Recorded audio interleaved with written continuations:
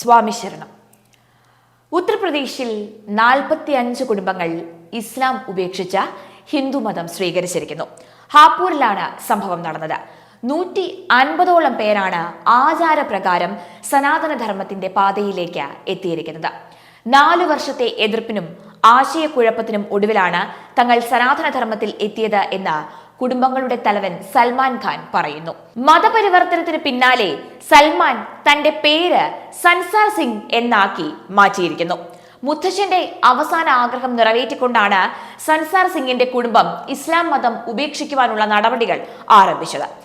ഇസ്ലാമിന്റെ അനുയായി ആയിരുന്നിട്ടും ഹൈന്ദവ മൂല്യങ്ങളോട് അടുത്തിരുന്ന മുത്തച്ഛൻ സനാതനധർമ്മത്തിന്റെ ആചാരപ്രകാരം തന്റെ അന്ത്യകർമ്മങ്ങൾ നടത്തണമെന്ന് ആഗ്രഹം പ്രകടിപ്പിച്ചിരുന്നു. അദ്ദേഹത്തിന്റെ മരണശേഷം ബ്രജ്ഘട്ടിൽ ഹിന്ദു ആചാരങ്ങളോടെയാണ് സംസ്കാരം നടത്തിയത്. ഇതോടെ കുടുംബം ഗംഗയിൽ കുളിച്ച് ശുദ്ധി വരുത്തി സനാതനധർമ്മം സ്വീകരിക്കുന്നതായി പ്രഖ്യാപിച്ചു. തന്റെ കുടുംബം പാകിസ്ഥാനിലെ ഇസ്ലാമാബാദിൽ നിന്നുള്ളവരാണ് എന്നാണ് സൻസാർ സിംഗ് പറഞ്ഞത്.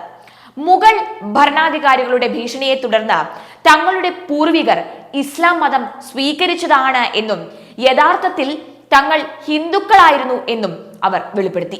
തങ്ങളുടെ പൂർവിക പാരമ്പര്യത്തിന്റെ പൂർത്തീകരണം എന്നാണ് അവർ ഹിന്ദു മതത്തിലേക്കുള്ള തിരിച്ചുവരവിനെ വിളിച്ചത്. വിഭജനത്തെ തുടർന്ന് 1947 ഡൽഹിയിലേക്ക് എത്തുകയായിരുന്നു. 4 വർഷം മുമ്പ് അവർ ഹിന്ദു മതം സ്വീകരിക്കാൻ തീരുമാനിച്ചു എങ്കിലും ഇസ്ലാം സമൂഹത്തിൽ നിന്ന് കാര്യമായ എതിർപ്പ് അവർക്ക് നേരിടേണ്ടി വന്നു. അത് കാലതാമസത്തിന് കാരണമായി. അടുത്തിടെ പ്രായമായ കുടുംബാംഗത്തിന്റെ മരണം ഹിന്ദുമതം സ്വീകരിക്കാനുള്ള തീരുമാനവുമായി മുന്നോട്ടു പോകാൻ അവരെ പ്രേരിപ്പിച്ചു. തുടർന്ന് ബ്രിജ്ഘട്ടിൽ ആവശ്യമായ ചടങ്ങുകൾ നടത്തി. ഞങ്ങളുടെ മുത്തച്ഛന്മാരുടെയും മുതുമുത്തച്ഛന്മാരുടെയും രക്തത്തിൽ സനാതന ധർമ്മമാണ് ഉള്ളത്. എന്നാൽ പ്രതികൂല സാഹചര്യങ്ങളിലും നിർബന്ധത്തിലും ഞങ്ങളുടെ പൂർവികർ ഇസ്ലാം സ്വീകരിച്ചുവെന്നും സൻസാർ സിംഗ് പറഞ്ഞു. ഹിന്ദുമതം സ്വീകരിക്കുന്നത് സ്വപ്ന സാക്ഷാത്കാരത്തിന് തുല്യമാണ് എന്നും വേരുകളിലേക്ക് മടങ്ങുന്നത് പോലെയാണ് തോന്നിയത് എന്നും കൂട്ടത്തിൽ മുതിർന്ന ആളായ സൽമാൻ ഖാൻ പറഞ്ഞു. പിന്നെ 2 മാസങ്ങൾക്ക് മുമ്പ് ഇസ്ലാം മതം ഉപേക്ഷിച്ച് അസാം സ്വദേശിയായ എഞ്ചിനീയറിംഗ് വിദ്യാർത്ഥി റജീന സനാതനധർമ്മം സ്വീകരിച്ച വാർത്തകളും വന്നതാണ്.